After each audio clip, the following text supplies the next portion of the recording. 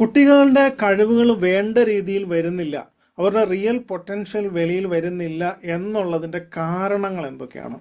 അതിൽ ഒന്നാമത്തെ കാരണം അവർക്ക് അവരവരെക്കുറിച്ച് തന്നെയുള്ള വിശ്വാസം, സെൽഫ് ബിലീഫ് ആൻഡ് കോൺഫിഡൻസ് എന്നുള്ളതാണ്.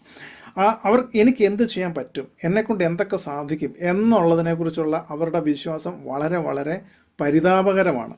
അതാണ് ഒന്നാമത്തെ കാര്യം എന്ന് പറയുന്നത്. രണ്ടാമത്, ഇവർക്ക് പ്രോപ്പറായിട്ടുള്ള ഒരു ടൈം മാനേജ്മെൻറ്റോ ലൈഫിൽ ഒരു ഡിസിപ്ലിനോ ഇല്ല. ഇവർക്ക് പഠിക്കാനും കളിക്കാനും ഡിജിറ്റൽ ഡിവൈസ് യൂസ് ചെയ്യാനും ഒക്കെ അതിനൊക്കെ പ്രോപ്പറായിട്ടുള്ളൊരു സമയം അവർ കണ്ടെത്തി ചെയ്യണം. മഹാന്മാരായ ആൾക്കാർ അവരുടെ ജീവിതത്തിൽ അവർ എല്ലാ കാര്യങ്ങളും എൻജോയ് ചെയ്യുന്നുണ്ട്. എൻജോയ്മെൻ്റ് എല്ലാം മാറ്റി വെച്ചിട്ട് പൂർണ്ണമായ ഒരു കാര്യത്തിൽ ഡെഡിക്കേറ്റഡ് അല്ല. അവരെല്ലാ കാര്യങ്ങളും എൻജോയ് ചെയ്യുന്നുണ്ട്, പക്ഷേ അതിനൊക്കെ ഒരു സമയമുണ്ട്. ആ സമയത്തിനനുസരിച്ച് എല്ലാ കാര്യങ്ങളും എൻജോയ് ചെയ്ത് ലൈഫിൻ്റെ ഒരു ബാലൻസിൽ പോകുക എന്നുള്ളതാണ്.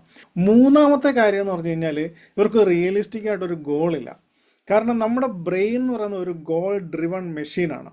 നമ്മുടെ ബ്രെയിന് നമ്മളൊരു ഗോള് കൊടുത്താൽ മാത്രമേ നമ്മൾ വർക്ക് ചെയ്യുള്ളൂ. അല്ലെങ്കിൽ ബേസിക്കലി നമ്മുടെ തലച്ചോറ് ഒരു മടിയനാണ്. നമ്മുടെ ബ്രെയിൻ നമ്മളെ കോൺസ്റ്റൻ്റ്ലി ഒരു കാര്യം ചെയ്യാനായിട്ട് മോട്ടിവേറ്റ് ചെയ്യണമെന്നിരിക്കണം എന്നുണ്ടെങ്കിൽ അതിന് നല്ല ഫിക്സഡ് ആയിട്ട് നല്ല ഉറപ്പുള്ള ഒരു ഗോൾ വേണം. അത് റിയലിസ്റ്റിക് ആയിരിക്കണം. ഇത് നടപ്പുള്ളതാണെന്നൊരു തോന്നലും കൂടെ വേണം. നടക്കാത്തതെന്ന് ബ്രെയിൻ തോന്നിയ ബ്രെയിൻ അത് ഉപേക്ഷിക്കും. അതുകൊണ്ട് റിയലിസ്റ്റിക് ആയിട്ടൊരു ഗോൾ ഉണ്ടായിരിക്കുക എന്നുള്ളതാണ്.